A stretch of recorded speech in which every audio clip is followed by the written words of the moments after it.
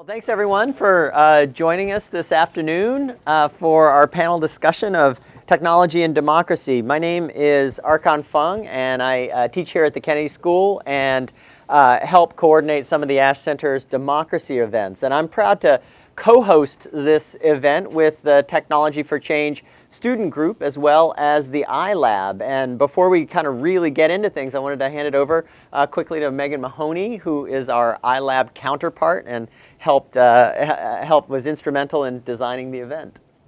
Thank you very much, Arkan. And I'll be really quick. I just want to introduce myself. I'm Megan Mahoney. I'm the Assistant Director of the Harvard Innovation Lab. Does anybody here know the Innovation Lab, or have you been over there? So everybody does. Okay, so I don't have to totally do my spiel. We're a resource on campus where students can take their entrepreneurial ventures as far as they can go. And the joy of my job is I get to work with all of the social entrepreneurs at Harvard who at this point, particularly in our residency program, make up about 30% of the students who are passing through our doors. So that's 30% of students who want to start ventures at Harvard, want to start businesses that make a meaningful impact on the world. And it's been really exciting to see how that impact has in recent years blended with democracy, with civic action, and with the Kennedy School in particular. So it's been great fun to co-create this event together. I would say I played a very minor role, but I'm excited that you get to talk to some of these students and former students who are here. I've known Matt and Christina for my entire time here now at Harvard. They're some of our longest standing residents, and they're doing really incredible things. So I'm going to keep it short here so you can listen to them, but thank you all very much for coming, and please stop by more events at the iLab. We host workshops 2 times a week and have a lot of events, and I think you'll see some of them at future events at the iLab as well.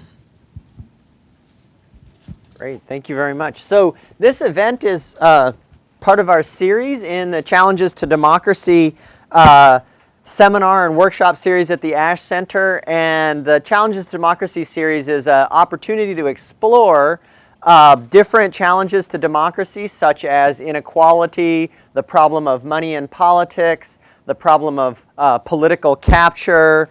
We've looked at immigration and diversity and assimilation issues and themes about presidential power as well.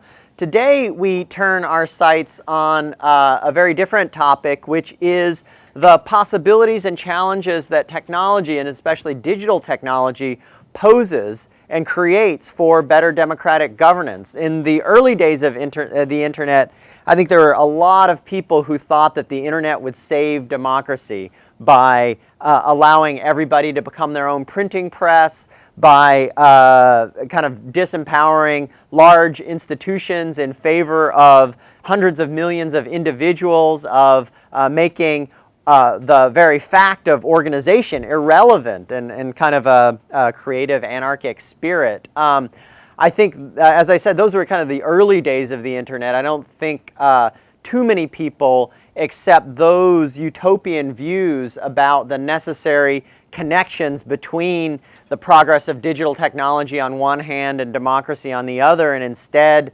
we realize that democracy has that digital technology has all these downsides for democracy as well. It may kind of create our own, in Eli Pariser's words, filter bubbles where, if I Google Barack Obama, I get one set of results, and if my very conservative father-in-law Googles Barack Obama, he gets a very different set of results because Google knows what we want to hear and kind of tells us those things, right? And if Google is the main news source, that's a big problem for American democracy if we're all reading different kinds of news.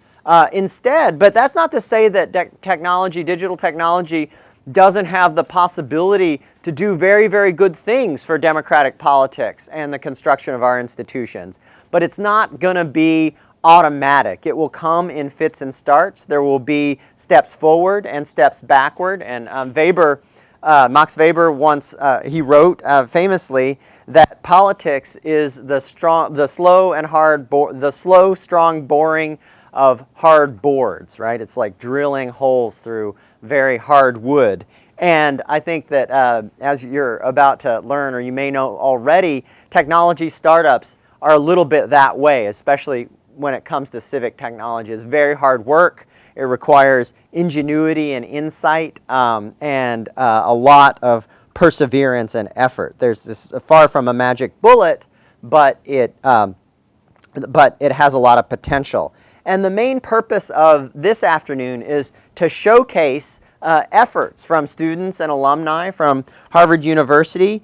These folks are launching some of the most interesting and promising efforts in the civic tech world. There's a lot of talk about civic tech, and it's very much formative. It hasn't kind of crystallized. I think it's fair to say there is no Facebook or Google or Twitter of civic tech yet, and so we're all kind of wondering what that looks like. It may be one of the folks on this panel or some of you in the audience. But we really want to explore that, and we want to kind of investigate that question in conjunction, as is normal for technology efforts and startup efforts, with real projects on the ground, people actually trying to do stuff in this space and share experiences and figure out where the successes have come and talk about some of the challenges. So there are a lot of people working on different startup efforts, and we can't kind of feature all of them on the panel, so we have this afternoon kind of 4 people on the panel. But right after the panel and the Q&A discussion, we'll have a little bit of a show and tell, a little bit of a demo effort in which additional civic tech startup efforts will be scattered around the space, and they'll demo some of their work, and you'll be able to see and learn and participate in some of that.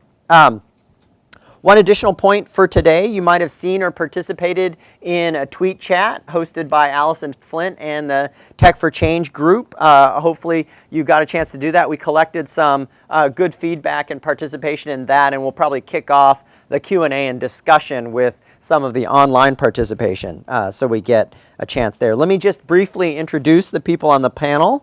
Seth Flaxman is Seth was a student of mine, and I'm very, very proud of that fact. He's a 2011 MPP grad. In 2011, he, along with Katie Peters, was honored as in Forbes magazine as one of the 30 under 30 in the field of law and policy for his work on TurboVote. Seth is also a Draper Richards Kaplan entrepreneur and an Ashoka Fellow. He'll tell you a lot about TurboVote in just a couple of minutes. Christina Garmendia was also a student of mine much more recently than Seth, or a little bit more recently. She is co-founder and chief knowledge and research officer for Opportunity Space, which is a project that grows out of her policy analysis exercise. So if you thought that your PAE wasn't good for anything, it might make you rich and famous in the course of time. Christina is a 2013 MPP grad who is very passionate about maximizing the social impact of real estate investments and sees digital technology as a way to really help the public sector actors do much, much more with real estate resources that they already control. In 2014, she was recognized as one of the top 40 under 40 emerging urban leaders in Next City Vanguard. Gaurav Kirthi is a pilot with the Singapore Air Force and is launching a project called Dialectic. He has coached world-ranked student debaters, written a book, and co-created and hosted an Emmy-nominated TV debate show. And he's hoping to bring some of the excitement and dynamics, but especially reason, I think, of debate, the reasoned exchange of arguments and justifications to the public discussion on the internet of news articles and the comment spaces, etc. And he has a really exciting project about that.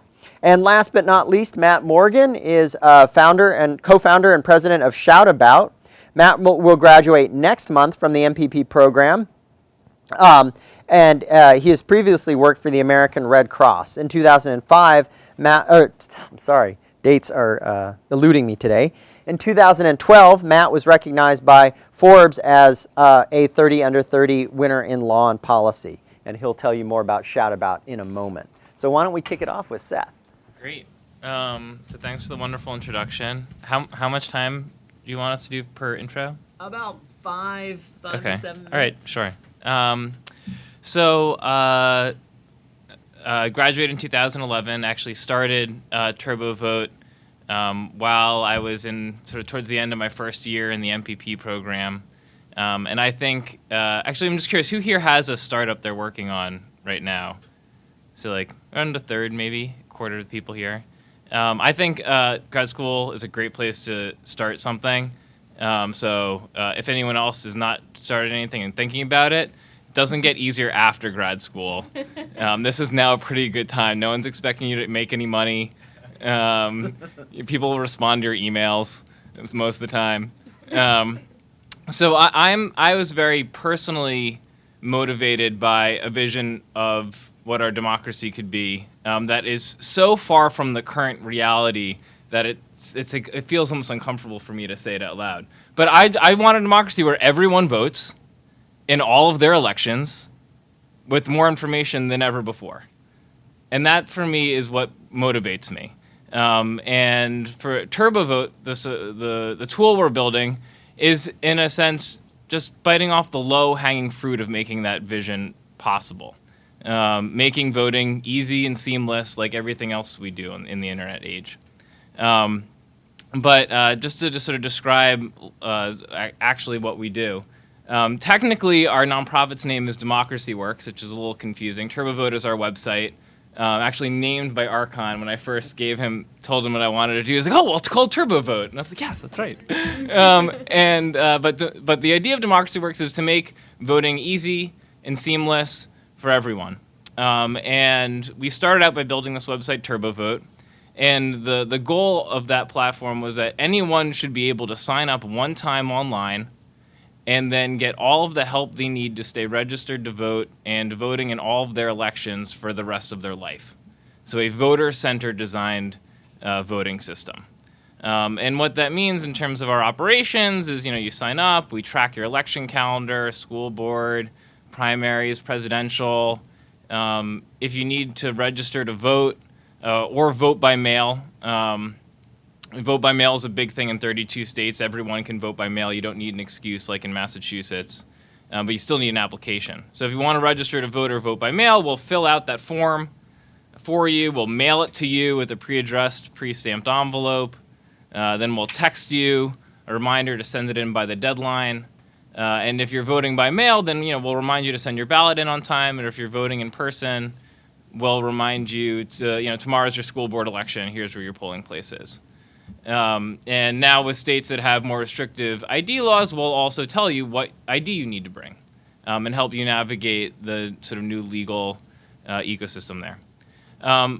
But then this year, we actually started our second program, which is very exciting because we've always seen ourselves as needing to work with government if we actually wanted to modernize voting for everyone. TurboVote, in a sense, is everything you can do before you work with government. Where can we just take out friction by providing you the form or giving you some info? And now we are starting a program where we're building tools that we want to sell to local election officials so that they can improve voting for their voters. U.S. is the only country in the world where voting is run at the county level and not the federal level, which is one of the reasons why our technology is so backwards and no one's building good tech for county governments because there isn't a lot of money there. So what we're building is a tool called Ballot Scout. And it is going to, for the first time, allow county offices to track the ballots that they mail their voters in the mail. Right now, if you vote by mail, your county clerk has no idea where your ballot is in the postal system. They're not using sort of the standard postal system barcode tracking, and it makes it impossible for you as the voter to know, didn't they send my ballot? Is it lost somewhere, or has it been returned?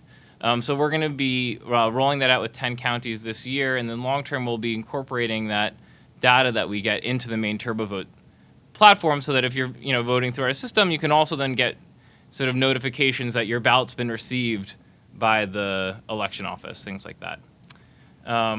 So anyway, that's an overview of our programs. I'll leave it there, and we can talk more later. Hi, everyone. Opportunity Space is a information platform for information regarding government-owned real estate. So it's a missing part of the market. It's kind of been left out. But governments are one of the largest landowners in this country. In the cities that we're working in now, no one's ever actually done a count of how many buildings are in the public portfolio. Basically, governments don't know what they own. And so for any given city, they own about 10 to 30% of the land area. And it's crazy, but most governments don't have a real estate strategy. So they have a planning department to help them think about how land use should be throughout the city, but not exactly for how the city itself should use their real estate portfolio to achieve their policy. So, one thing we also want to do is help make the engagement process for the citizen, for the developer, for the potential investor easier with government. Right now, that process is extremely frustrating. But before we get there, we actually had to clean house. So because most governments don't know what they own, we have to create that inventory ourselves. So that's kind of the big challenge that we're facing. So like Arkan said, we started Opportunity Space, me and my co-founder Alex, here at the Kennedy School in the process. So we used our PIE as basically market research for this company. So that was a great opportunity for us. And what we did was we worked very closely with one government client to really understand the status quo. So what is the real property management process, and where are the opportunities for technology and information to really improve that process? Right now we're in our pilot program. So we're a year old, and so we're in 5 cities in our pilot program. So we're trying to do a slow build. And right now we've been launched in Louisville, Kentucky since January. And we're about to launch, actually next week, our platform in 4 Rhode Island cities. And Rhode Island has been an interesting adventure. And real estate is a particularly interesting area for governance because it is so fraught with corruption. So in 2 of the cities that we were working in Rhode Island, their mayors have gone to federal prison for real estate mishaps. So we're in Central Falls. Central Falls came out of receivership just recently. They were one of the first municipalities to go into bankruptcy in 2011, as well as Pawtucket, Providence, and Cumberland. And so we're, like I said, about to launch that next week. And my role at the company is to do the client management.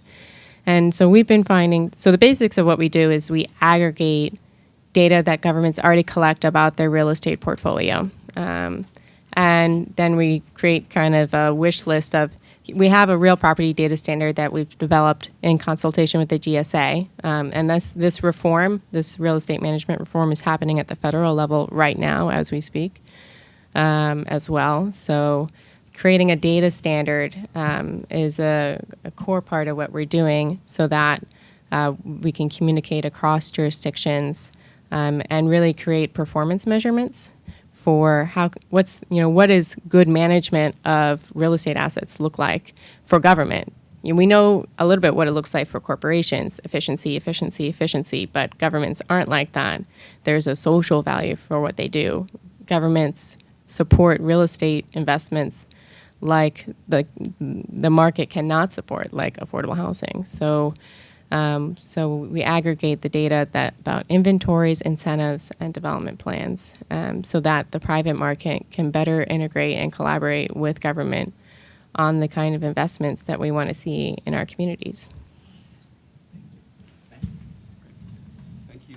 Can you guys hear me okay through the microphone? Thanks for putting together this panel, and thanks everyone for attending. It's good to see support for civic tech. I am a huge news consumer, and I've been a huge news consumer for a long time.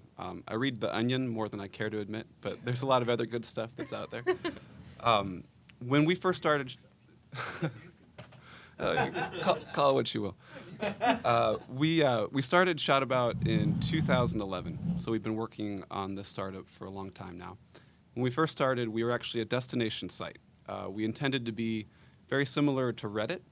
And our core premise was basically, you have all these great articles that are shining a spotlight on issues that are very important. Opinion articles, legitimate sort of fact-finding news or explainer journalism. There's a whole sort of spectrum of news out there. But the core challenge is that oftentimes we would read about things and then get very frustrated, and we had no idea what we could do. We called it the enthusiasm gap when we first started. So effectively, you could go to the comments section afterwards, and you could engage in a pretty ridiculous debate, and Gaurav will talk more about that. Another thing that you could do is share on Facebook or on Twitter and sort of help to build awareness about the issue. But at the end of the day, why write about something that's important and shine a spotlight on it if in the end you're actually not empowering people to engage meaningfully with that issue? So we built this out, again, destination site style. You could share articles and rate the importance of the articles and then actually crowdsource links to learn more or take action. And we built it. We spent 8 months building it. I recruited some co-founders, and we found after doing all that work, the world did not want another destination news site. And so we went back to the drawing board. What we are now is a widget that embeds directly beneath news articles that accomplishes the same function. We've worked with a number of news sites. I'm actually pleased to say that yesterday we passed the 10 million load mark. So we have some decent traffic now. And and next month, I'm pleased to say, we'll be at about 5 million per month. So we're really trying to get our claws in and make this a scalable thing. Our tool allows any nonprofit to share links to learn more or to take action. It makes it easy for nonprofits to educate and mobilize people through very targeted contextual links beneath articles. It's an opt-in system, so they can share links that are relevant. They can track impact, how many people engage with that. Readers get a better reader experience in the process. They're actually shown ads or links that are shared that are not simply just Taboola or Outbrain, which you guys may be familiar with, weight loss, whatever else you can imagine. Again, the ad space beneath articles is not particularly renowned either. And then for the news sites, we help to generate revenue. We help to create just a better reader experience. And we provide analytics that are very we think valuable for people. So I'd be happy to talk more about the actual model. I think it's helpful to see what we do, so I'd be happy to talk to you.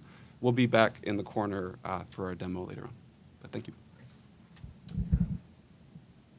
So I'd like to thank everybody for coming out. I'll start with, to echo Seth's comment, when you're in grad school, it's the best time to think about doing a startup for 2 reasons. One, you can be unemployed and it's perfectly fine. And 2, the more important thing is you have access to the smartest people ever, and all they want to do is hang out and have coffee and chat with you about interesting ideas. So I met Professor Fung. I never took a class of his, but I randomly emailed him and I was like, hey, I've got this idea. I know this is a space you're in, and I'd really love to get some feedback on it. And he's like, sure, let's hang out. And we chatted for a while, and it was fantastic. And I've been doing this with professors, with students, with people in this space, and it's just great input all the time. So now bridge to what I actually do. I am the least successful on this table in that I've not actually launched anything yet. We have a working prototype, and the big idea, the kind of big, hairy, audacious goal that I'm trying to achieve is, I think the space beneath an article is so poisonous that it just destroys the value of online discussion. And that idea of participatory, deliberative democracy, where you have a great conversation that's productive, that achieves something at the end of it, that's kind of lacking in all platforms that I've seen. And I thought I could try and bring what I know about debate in the real world to debate online. And fundamentally, democracies require some level of disagreement, but they require a way to handle that disagreement productively and respectfully.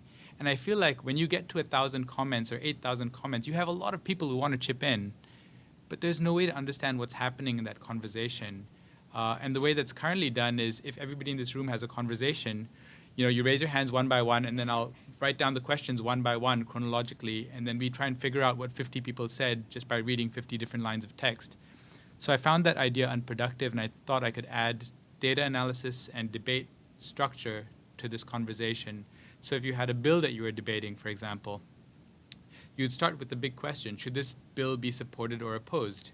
And if you're a legislator, this is of great importance to you. The comment section would then parse through each comment or create a structure where the comments can be added into it. And you could see who supports it, who opposes it. And then you could further split. So people who support the core of the bill, but for example, there's strong opposition to Clause 15 and Clause 17, and that becomes a little debate on itself.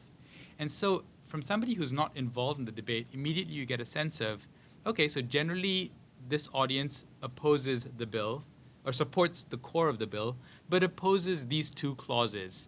And if you're a legislator, you now know where to put your effort. You now know where to start amending things, where to start swinging things over. So it gives you some productive feedback. If you're a random viewer, it gives you a great way to see what the conversation is out there. That's the first part to it.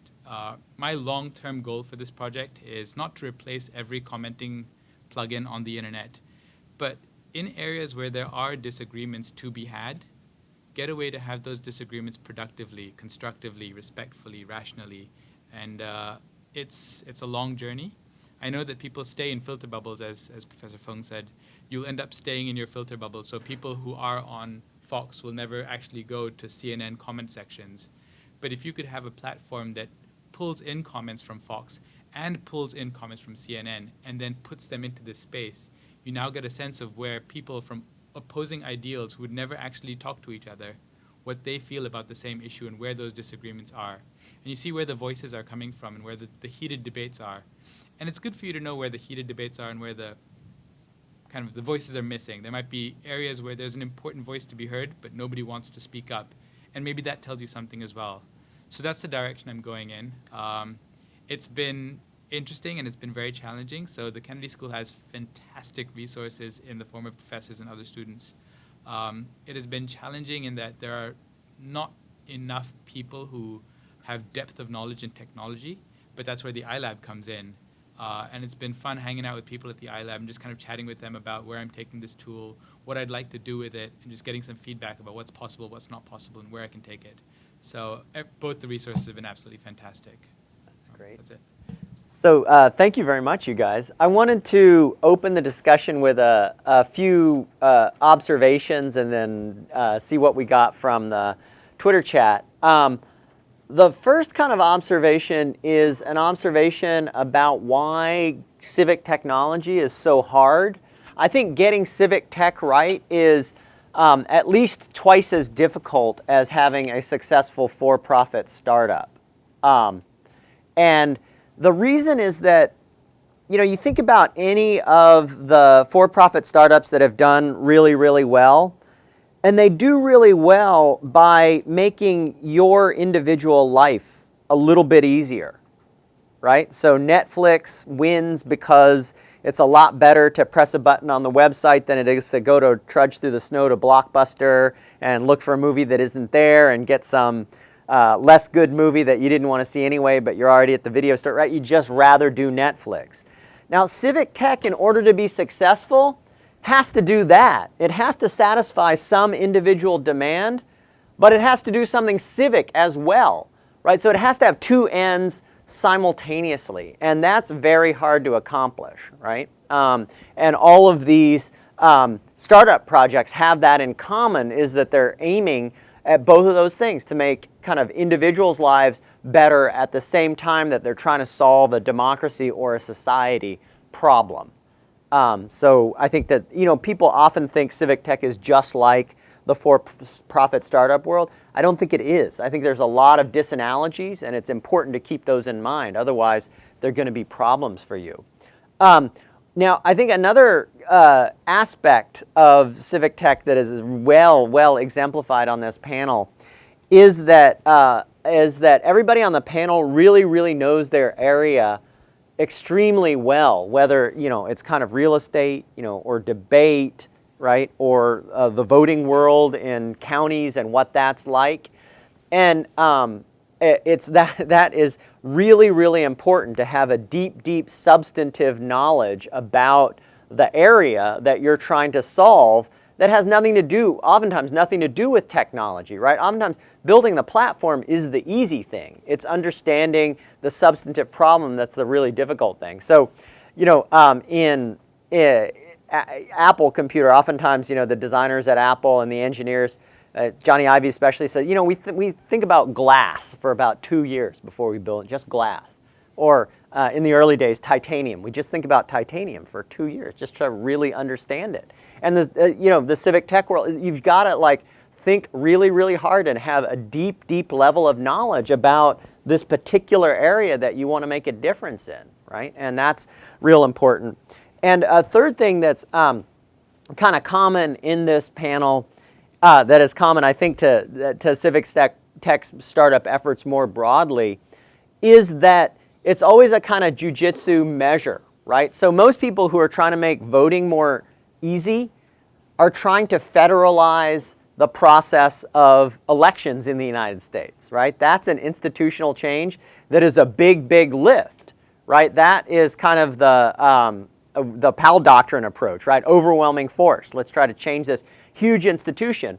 But all of these civic tech efforts, they don't aim at large institutional change. What they do is they take the existing practice for granted and try to build a little measure on top of that that will make things much, much better, right? It's not aiming to build a whole new destination site in the second iteration or change the way that all media articles operate. It's trying to change the comment section, build a widget, right? Not trying to take all voting control away from the counties, but try to make things better by enabling the counties to do their job better, right? And so it's kind of trying to find the point of leverage that doesn't require you to reform the whole system, but nevertheless produce a huge amount of public value with a little application of pressure. And that, I think that's a common pattern in this space, right? It's kind of the winning strategy because as a startup, you can't change. You can't affect large institutional change. All you can do is try the jujitsu kind of move. But those are just some of the observations that jumped out at me kind of listening to you guys talk. But maybe I'll turn it over to Allison just for a couple minutes to share a little bit about what people wanted to know about on the tweet chat. Sure, yeah. So, hi, I'm Allison Flint. I'm one of the co-chairs of Tech for Change here, and we're really happy to be co-sponsoring the event with the Ash Center. I'd also encourage all of you, if you haven't so far, to go onto Twitter and check out the hashtag Tech for Democracy, #4. For that. And we've had a really great day. There have been nearly 200 tweets by people that have led to almost 500,000 impressions. So we're getting a pretty wide reach on this. And I thought I might kick off the Q&A with a couple questions that have popped up in the Twitter world. But I think two of the ones that I thought were really interesting was, what have your experiences been applying for and receiving seed funding for some of your projects? Like, if a lot of people out here might be thinking about doing a startup, like, where do you look for resources? And then also opportunities that might be based on like newly available data, sort of from the open government movement. So, thanks. I think those two questions are for the whole panel. So anybody who wants to jump in. I can start. I'm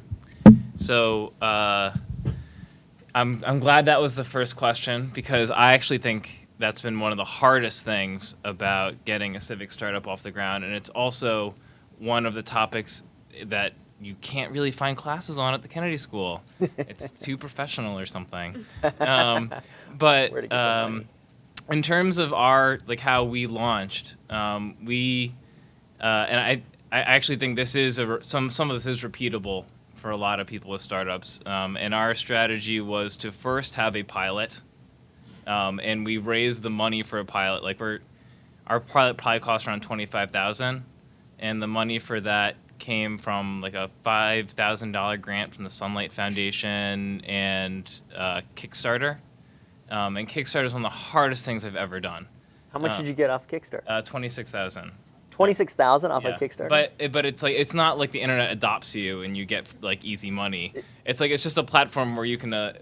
Katie and I call it the friends, family, and fools round, where you can sort of go one by one and ask people to give you $50, and that's how you slowly inch your way up there. But anyway, so pilot we really thought was the first stage because then we needed that pilot when we sort of wrote our business plan or our sustainability plan, being a nonprofit. And when we were started to do real fundraising, going to foundations, I felt like I needed both of those tools in my tool belt in order to sort of raise the sort of first real round of funding after the seed round. So for me, the seed round was very focused on getting enough money just to get through the pilot phase and have a successful story that we could talk about. And now, annual budget, do you want to share that? Or if you'd rather not? Sure. This year, our annual budget will be around $2 million. Around 3/4 come from like 4 or 5 different foundations, the largest being the Knight Foundation and the Democracy Fund. And the remaining quarter is from earned revenue from partnership fees with colleges and nonprofits. We have around 125 colleges and around 20 nonprofits that pay us annual partnership fees to get their students and members signed up for the service. And how many employees? Give people a sense of 18. scale. It's a real company.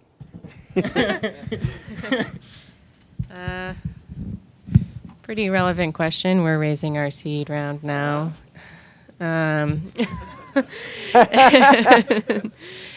So a similar story, and so we're a for-profit, non-profitable for-profit at this point, but we've managed to get funding. So we're getting funding from our government clients, and we're doing a small amount, not the true cost of doing business with them. But we also got seed funding, so Harvard competitions. So seed round came from the I3 Challenge last year, and we're in the finals for President's Challenge. So maybe I'll get something next week. And Sunlight Foundation also supported our work in Rhode Island. So for us, we really had to pull together lots of foundations to support our work.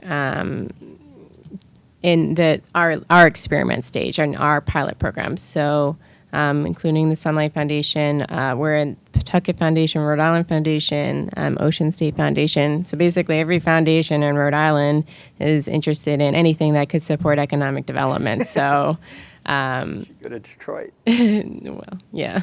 And let's see, other funding for a for-profit civic tech. It is a thin market, so it's a very new space. So we have been doing presentations to seed investors, angel funds, and they love us. They love what we do, but we do a little too much consulting. We're not just a pure tech, we don't have a hockey stick growth. And we know that because we're a little bit ambitious with our goals. That's a real challenge for, especially if you're trying to solve a complicated problem that requires policy reform.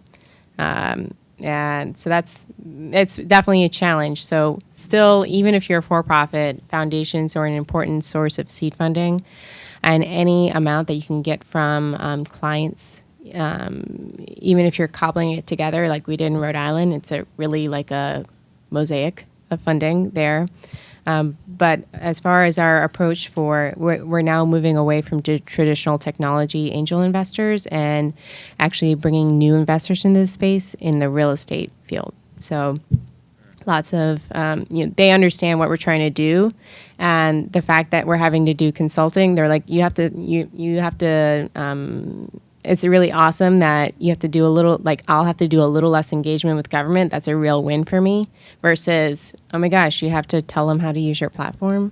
So that's we're still converting. We're working with departments that like a couple years ago were using typewriters. So I'm not kidding. Talk about the finance. I don't have too much more to add to that.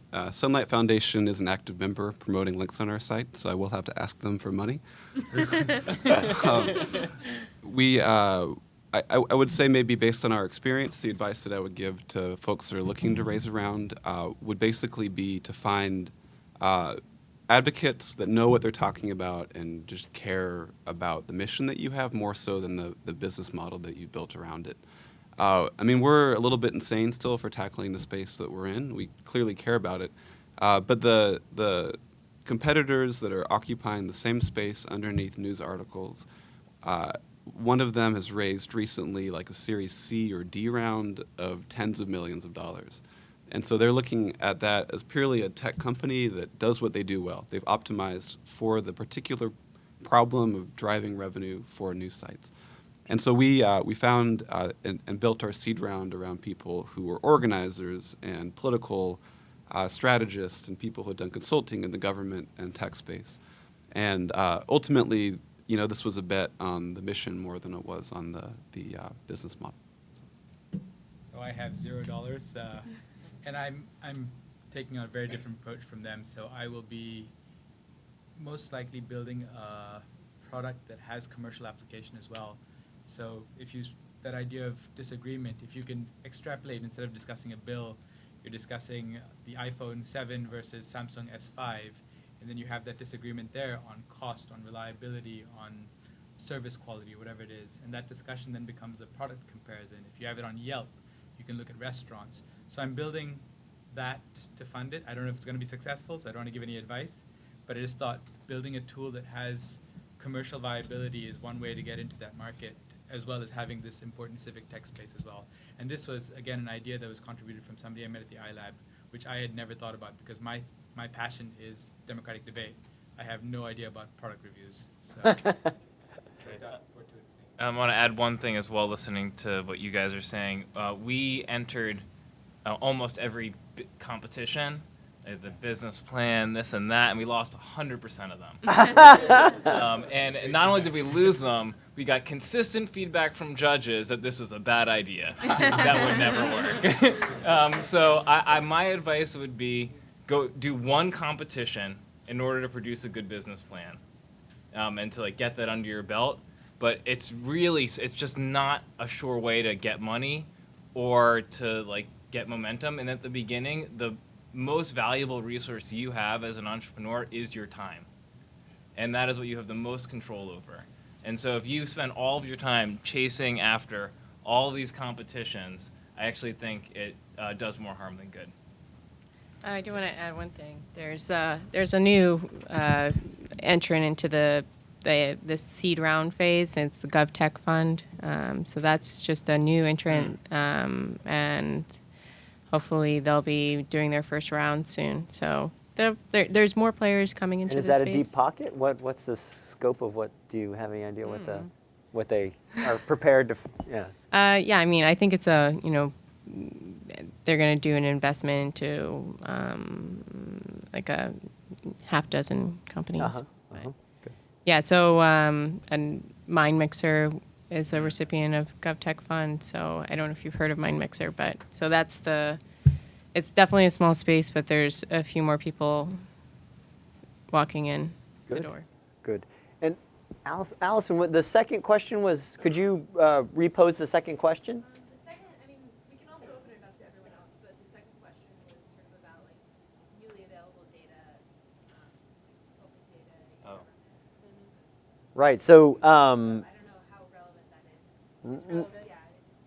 Yeah, go ahead. Well, it kind of goes into one of the questions you sent to us before about scalability. Yeah. So, so Socrata is kind of core to if we can scale quickly, add government city data in quickly, having people use Socrata is a really good thing for us. It doesn't solve we can clean the data once we get the data. But yeah, open data is a big part of what we do. And once it's publicly available data that's not publicly accessible. So that's, and Socrata will help a little bit with that because it'll, but what that requires is for CIOs in governments to have the ability to convince everyone else to use their system. Which is not true. Solicitors' offices, I mean, especially in real estate, they're old school. They're like, I like my Excel sheet, not your Excel sheet. And I'm like, and they want to, so they're pretty stubborn and not tech folk. So one thing we're hoping to do is actually, you're trying to sell property. You can just, if you use your CIO's Excel sheet, then it'll automatically update to Socrata, which will automatically update to our platform, and you'll never have to do another bit of work. Wouldn't that be great? So it's definitely it's an important component, but there's still the unsexy procedural challenges and the politics. Yeah, and I would add into that you should be prepared to liberate your own data, your own OpenGov data. And in 2012, just to give you an example, one of the data sets we need to run TurboVote is all of the contact information for the 8,000 local election offices across the country, because we're pre-addressing these envelopes we send you. And they don't go to the state, they go to the county election official. And so in 2012, we built a screen scraping tool that we internally call Dog Catcher that like literally updates monthly screen scraping Secretary of State websites for local election contact information and turning it into a machine readable format that we can then feed into TurboVote. And we like do tons of this stuff like in order to collect all the data we need, like election dates, things like that. It's public, but it's not open in the way that OpenGov really means, where it's like a machine readable format that you can build on top of. So you have to be prepared to do that yourself as a startup. It's the real world of open data. All right, so lots of issues have come up. Kind of questions, comments? Christina, I hear from friends in New York that it's not uncommon for a very wealthy developer to just start a project and then get the permits later. Have you thought about looking at that side of the business as well? Working with developers? Pardon? Working with developers. Well, no, just that actual huge projects begin and they haven't actually secured any permits. They just start it and then take care of the permits later. Well, an interesting stat I learned recently is that a third of all the money that developers spend on development projects go towards this initial research phase, and about a third of their projects that they pursue fail. So they are spending money and so taking a bet, right? So I think, so your question is whether we should work with developers. Just look at buildings that are being put up, Uh-huh. but they haven't actually secured any permits at all. Oh, So it's more common than you think. okay. Where? Anywhere. No, we're not working in that space. That's illegal. Yeah. Good. Other questions, comments?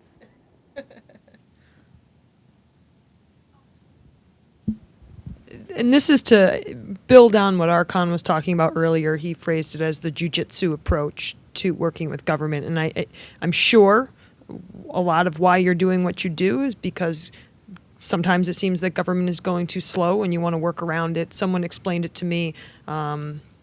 Someone over at the iLab actually explained it to me as, he phrased it, I loved it, sort of water, going around rocks, right? So you have to connect to and work with the government. And it's, to me, it seems like it's a dance that you do with government, right? You want to work around them, but at the same time, you need to work with them. And Archon was describing that. But I was wondering if each of you could just talk a little bit about your experience of, not even just government, right? Matt, you're working with the news, you're working with old institutions that do what they do. Excel spreadsheets is one form of them, but what has that dance been for you, and how have you had to change your thinking about how you do what you do in order to approach the problem that you're trying to solve?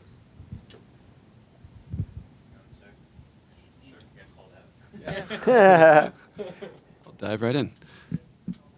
Thank you. So, yeah, there's lots of issues, I think, specific to our space. It's a good question. So I'll maybe segment it by news sites and nonprofits, because those are both sort of integral to what we're doing. On the news site side, one of the early and major pieces of feedback that we heard was that news sites are very concerned about appearing that like they are not editorially independent, like they're endorsing particular causes or actions. We've talked to, like Washington Post had done a pilot, for example, where they were placing links that they thought were best, and even then they were getting pushback from other nonprofits that said, why are you choosing them over us? You can imagine, even if they're taking the plunge to push forward on something, there's still opportunity to get a lot of flack in doing so.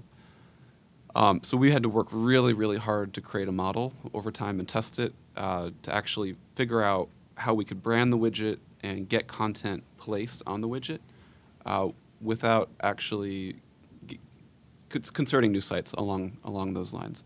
There's still been, I would say, a very large tension with a lot of the news sites we've worked with between the engagement and business side and the editorial side. And the editorial side still, I think, reasonably supports this and believes that. But I think that there's also a culture shift that I think is accommodating for the space that we're in, at least. On the nonprofit side, traditionally what you might do after a disaster, if you're the Red Cross, I used to work at the Red Cross, you put Google ads up after a major disaster. And so when people are searching for what you're doing or there's sort of earned media, you drive attention to what you're working on. But the whole idea of doing something contextual and specific to a news article is still very new to them. And that's just taken a lot of, again, outreach and education, similar to what you were saying, Christina, just about sort of consulting and working to build a different culture around that. I think the other really interesting thing that we've realized is that there are a lot of big news items that are out there that focus on what we would view to be important issues that we discuss and debate, where there may not be a nonprofit that actually has an opportunity to do anything.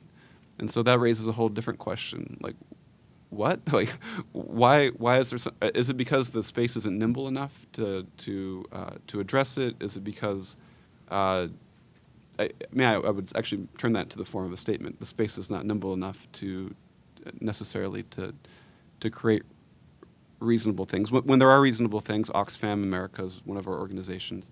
In the Syria crisis, they mobilized hundreds of people like a day after articles on Syria to donate, to sign petitions and things like that.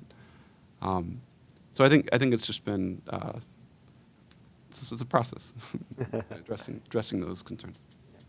Maybe I could just chip in very quickly. So I want to just echo something that Professor Fung said at the start about deep knowledge. I've been working in debate in the real world for a very, very long time, and one thing led to another. So working with high school kids led to a national organization, led to TV shows, led to the Emmy, led to more TV shows, led to a book, et cetera, et cetera. But because I have that depth and that background, people trust that I'm able to represent what I'm talking about. And it takes a while. It took me a while, so I don't know if this is going to succeed or not. But I think people will have a little bit more faith that it could succeed, at least from the context that I come from, because I've had a background in it in other areas. So even the government's willing to trust me a little bit more because of that. I'd actually like to build off that, because I had no credibility with government working. Even with an MPP degree? Even with an MPP degree. Can you believe it? That shocks me. And so we, part of our jiu-jitsu move, or however you described it before, was that we've always been planning to start building things for government. From day one, that's been something my co-founder and I talked about, but we absolutely did not start there. We are starting now, 3 years in, starting to work with government. And it's because we just sort of looked at the facts. Like, government doesn't work with startups, almost ever. We don't have credibility with government officials. It's really hard to build that. And so we wanted to start by actually building something that voters could use as a way to, one, like, build something that has like a brand that people would recognize, build up our reputation that way with a useful tool that didn't need government interaction. And at the same time would raise people's expectations for what government should provide them by sort of doing everything we could to make voting easier before we take that actual official step and get the government to adopt it. And now this year we've taken on a project that we're using to build up our reputation with government. We are now, this November, if you Google your polling place, that data is actually being provided from us. Through a grant from Pew Trusts, we are building the only nationwide data set of polling place information this year, then feeding it to Google. And as part of that project, we get to meet election officials in every state. And in some ways help them streamline their sort of data download process so we can get the polling place information more seamlessly and more automated in future years. Right now it sometimes involves actual physical visits to election offices to get their polling place data, and we're trying to eliminate that.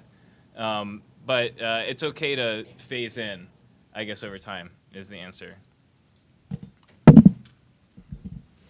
Yeah, back here. Hi guys, I know all of you. So I'm a civic tech entrepreneur as well, and my experience of pitching to nonprofit is that they think, and I'm a for-profit company, to nonprofit foundations is that they think I'm a capitalist, and when I pitch it to investors, they think I'm a tree hugger.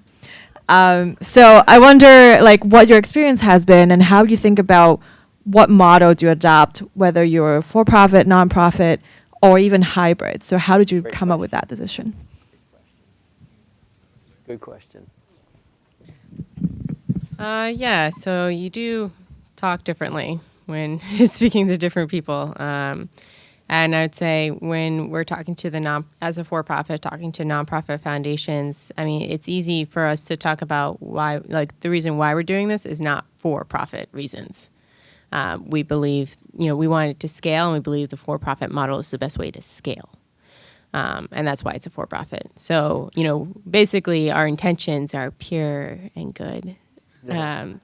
And so I think that, we've been able to make that pitch successfully, and we use fiscal sponsors frequently to funnel that money legally to us. So, and as far as pitching to, the capitalist world, basically we leave out all the soft and fuzzy stuff about, community engagement, and we just push forward with we're like the Zillow for the public sector market that you guys forgot about. So That's clear. We had a very long debate about whether we should be a nonprofit or a for-profit, and I think there were a few different factors, both practical and ideological, that ultimately influenced us to be a nonprofit. And the first was that we couldn't figure out a story where we would have hockey stick revenue, like Christina said. There's no 10x returns in helping people register to vote and stay active voters that we could think of. One of the reasons why even county government doesn't have great technology is because VCs aren't investing in companies to build good technology for local government because there isn't a ton of money there. And that space is expanding, though. There are more VCs that are angel investors that are interested in it, but it's not, like you said, I can't remember the word you used, but it's like not robust at all. It's very thin. But the other side of it, I think made a mistake. I was like, I can just treat foundations like VCs, and they do not know how to be treated. They do not want to be treated like VCs. Foundations have ideas about how they want to improve the world, and then they'll talk to you if you can do their idea, which was a mindset I was not really prepared for. But we've been able to navigate either way. So in conclusion, I still think on the practical side it was right to be a nonprofit because I don't think I would have been successful raising the money we needed from the private sector.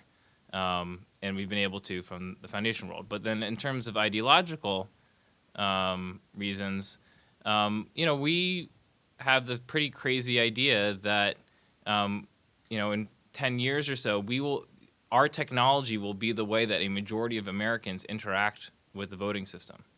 It may not have our name on it. It might have like a county government's name on it.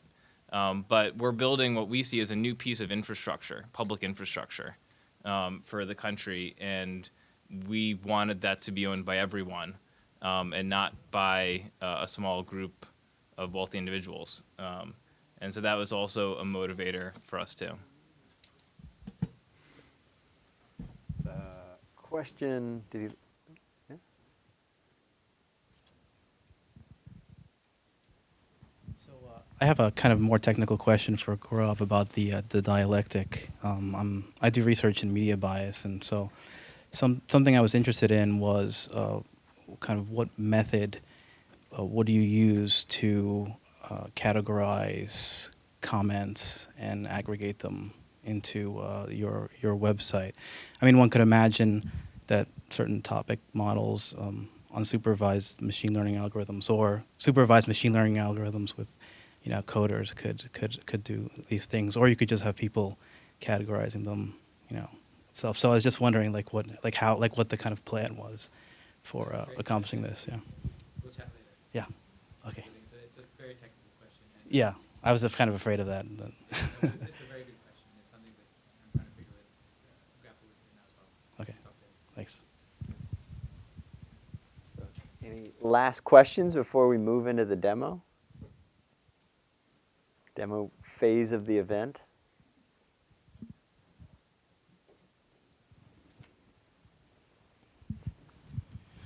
What are the effects of the revelations about the NSA and also about the forthcoming possible death of net neutrality in relationship to your technologies?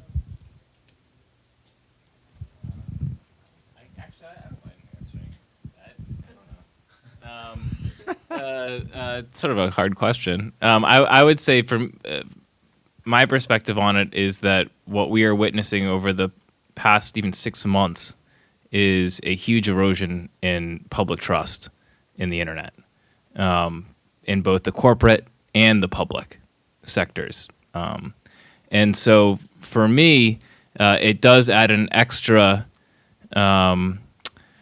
reason to just be very careful about like making sure our users trust us. And it reinforces our decision to be a nonprofit as a way to help communicate that trust in terms of what our actual, why we're building this, to communicate your intention to your users, and that our intention is to make voting better and not anything else is helpful. You know, on just building on that question a little bit, I think it's probably more relevant for you guys is what sorts of assurances are you prepared to make about trust and user data and where it'll go and where it won't go? I mean, this is prompted by Seth's kind of lack of trust remark, which I think is quite right.